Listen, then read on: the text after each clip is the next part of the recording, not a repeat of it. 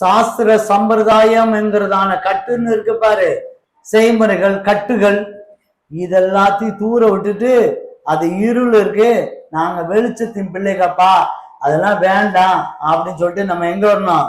வெளிச்சத்துக்கு வரணும். அந்நிய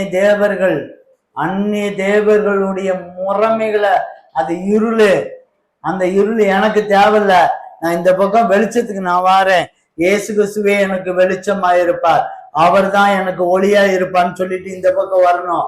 அப்படின்னா தான் அந்த வெளிச்சம் வரும். அப்புறம் பாவம் நம்மளை என்ன செய்யும்? இருள கொண்டு போய் சேர்த்துரும்.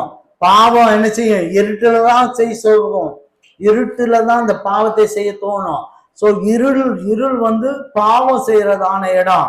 அந்த பாவத்தை தூர ஒதுக்கிட்டு நான் பரிசுத்தத்தை நாடி வருகிறேன், ஆண்டவரே வெளிச்சத்துக்கு வருகிறேன் அப்படின்னு சொல்லி நம்ம வெளிச்சத்துக்கு நம்ம வரும்போது தேவன் ஆசீர்வாதத்தை தருகிறார்.